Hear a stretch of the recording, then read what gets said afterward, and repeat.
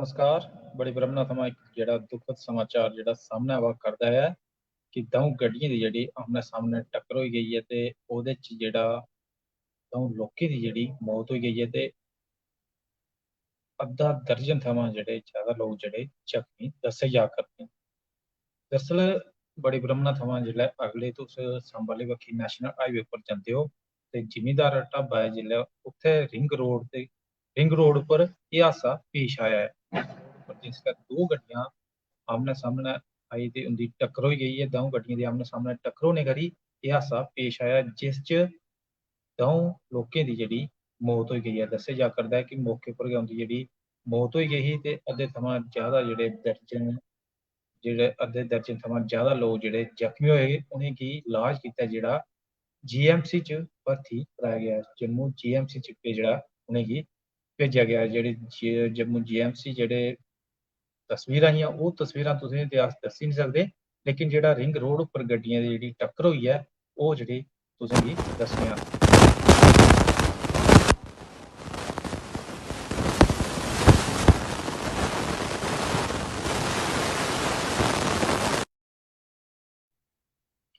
एह् जेह्ड़ियां तस्वीरां जेह्ड़ियां सामनै आइयां रिंग रोड थमां जेह्ड़ा जिमीदार ढाबे दे कन्नै जेह्ड़ा रिंग रोड ऐ उत्थै दी तस्वीरां जेह्ड़ियां सामनै आइयां द'ऊं गड्डियें दी जेह्ड़े आपूं बिच्चै टक्कर होई ते दो लोकें दी जेह्ड़ी मौत होई गेई ऐ। होर बी किश जेह्ड़े तस्वीरां सामनै आइयां न ओह् बी तुसें गी दस्सने आं।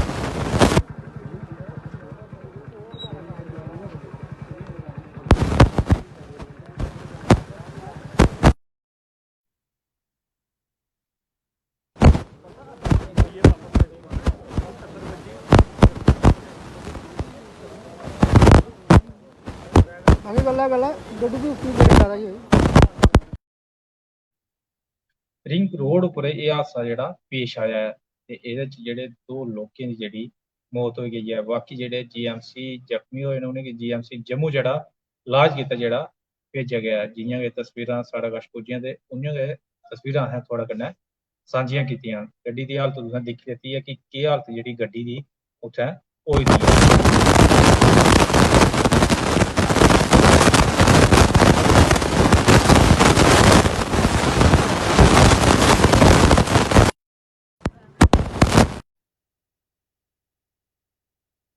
लगातार तस्वीरां जेह्ड़ियां तुसें गी अस दस्सा करने एह्